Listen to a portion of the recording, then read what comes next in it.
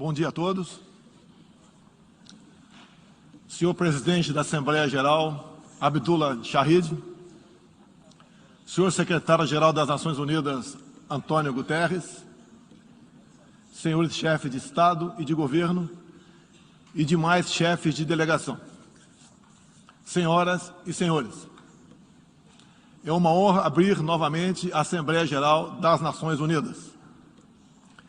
Venho aqui mostrar o Brasil diferente daquilo publicado em jornais ou visto em televisões. O Brasil mudou e muito depois que assumimos o governo em janeiro de 2019. Estamos há 2 anos e 8 meses sem qualquer caso concreto de corrupção. O Brasil tem um presidente que acredita em Deus, respeita a Constituição, valoriza a família e deve lealdade ao seu povo. Isso é muito. É uma sólida base se levarmos em conta que estávamos à beira do socialismo. Nossas estatais davam prejuízos de bilhões de dólares no passado. Hoje são lucrativas. Nosso Banco de Desenvolvimento era usado para financiar obras em países comunistas, sem garantias. Quem honrava esses compromissos era o próprio povo brasileiro. Tudo isso mudou. Apresento agora um novo Brasil, com sua credibilidade já recuperada diante do mundo. O Brasil possui o maior programa de parceria de investimentos com a iniciativa privada de sua história. Programa que já é uma realidade e está em franca execução. Até aqui foram contratados 100 bilhões de dólares de novos investimentos e arrecadados 23 bilhões de dólares em outorgas. Na área de infraestrutura, leiloamos para a iniciativa privada 34 aeroportos e 29 terminais portuários. Já são mais de 6 bilhões de dólares em contratos privados para novas ferrovias.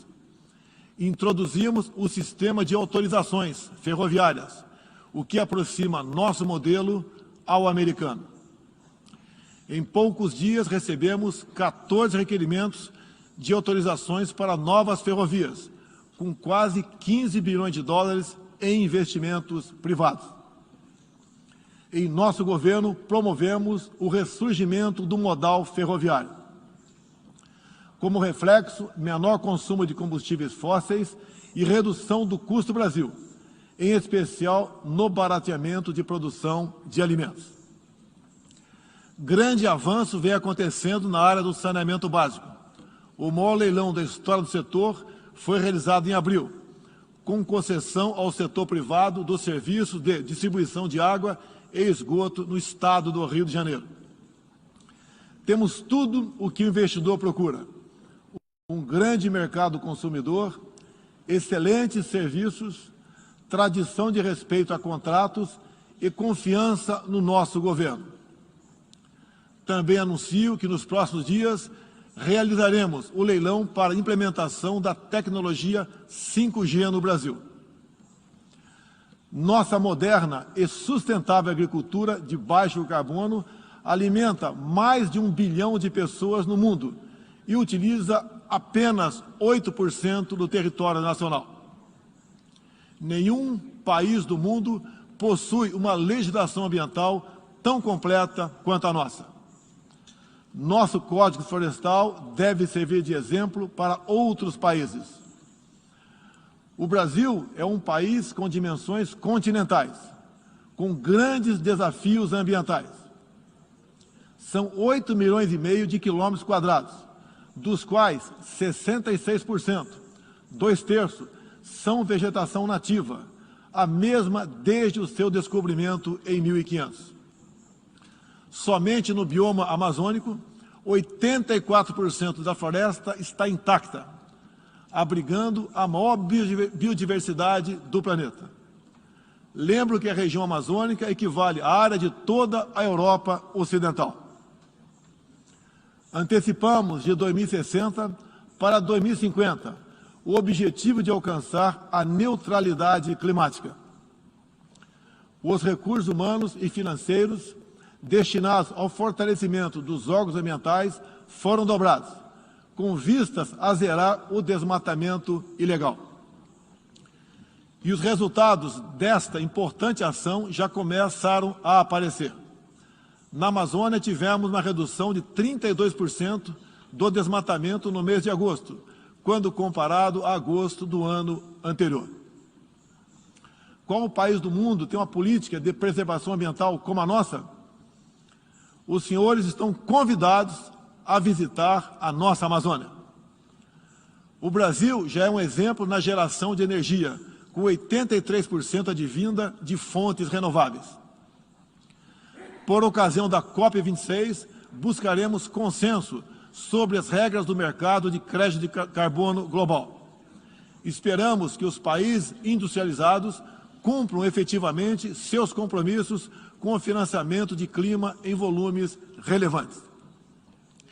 O futuro do emprego verde está no Brasil.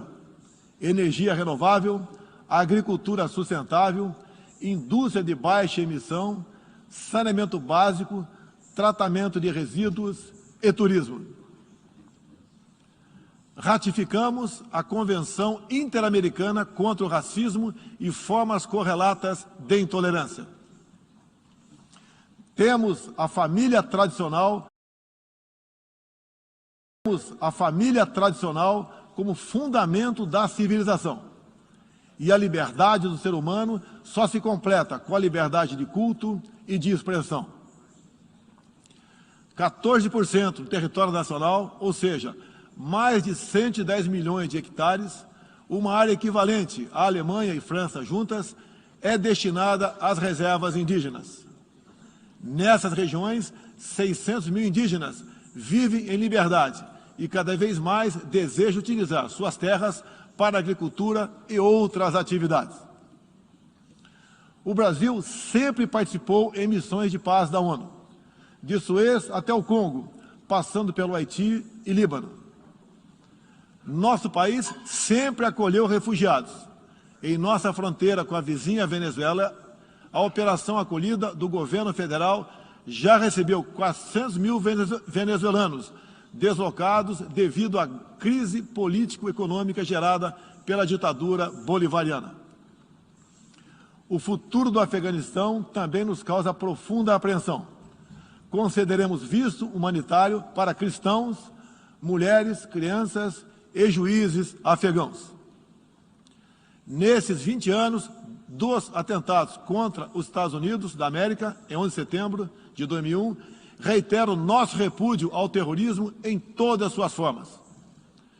Em 2022, voltaremos a ocupar uma cadeira no Conselho de Segurança da ONU. Agradeço aos 181 países, em um universo de 190, que confiaram no Brasil.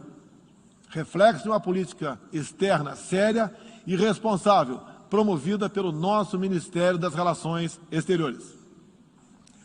Apoiamos uma reforma do Conselho de Segurança da ONU, onde buscamos um assento permanente. A pandemia pegou a todos de surpresa em 2020. Lamentamos todas as mortes ocorridas no Brasil e no mundo. Sempre defendi combater o vírus e o desemprego de forma simultânea e com a mesma responsabilidade. As medidas de isolamento e lockdown deixaram um legado de inflação, em especial nos gêneros alimentícios no mundo todo. No Brasil, para atender aqueles mais humildes, obrigados a ficar em casa por decisão de governadores e prefeitos e que perderam sua renda, concedemos um auxílio emergencial de $800 para 68 milhões de pessoas em 2020. Lembro que terminamos 2020, ano da pandemia, com mais empregos formais do que em dezembro de 2019, graças às ações do nosso governo com programas de manutenção de emprego e renda que nos custaram cerca de 40 bilhões de dólares.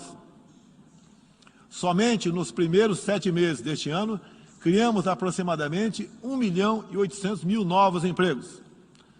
Lembro ainda que o crescimento para 2021 está estimado em 5%. Até o momento, o governo federal distribuiu mais de 260 milhões de doses de vacinas e mais de 140 milhões de brasileiros já receberam, pelo menos, a primeira dose, o que representa quase 90% adulta. 80% da população indígena também já foi totalmente vacinada. Até novembro, todos que escolheram ser vacinados no Brasil serão atendidos. Apoiamos a vacinação. Contudo, o nosso governo tem se posicionado contrário ao passaporte sanitário ou a qualquer obrigação relacionada à vacina. Desde o início da pandemia, apoiamos a autonomia do médico na busca do tratamento precoce, seguindo recomendação do nosso Conselho Federal de Medicina. Eu mesmo fui um desses que fez tratamento inicial. Respeitamos a relação médico-paciente na decisão da medicação a ser utilizada e no seu uso off-label. Não entendemos porque muitos países, juntamente com grande parte da mídia, se colocaram contra o tratamento inicial.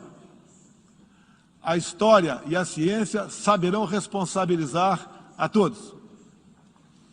No último 7 de setembro, data da nossa independência, milhões de brasileiros, de forma pacífica e patriótica, foram às ruas, na maior manifestação de nossa história. Mostrar que não abre mão da democracia, das liberdades individuais e de apoio ao nosso governo. Como demonstrado, o Brasil vive novos tempos. Na economia, temos um dos melhores desempenhos entre os emergentes. Meu governo recuperou a credibilidade externa e hoje se apresenta como um dos melhores destinos para investimentos. É aqui, nesta Assembleia Geral, que vislumbramos um mundo de mais liberdade, democracia, prosperidade e paz. Que Deus abençoe a todos.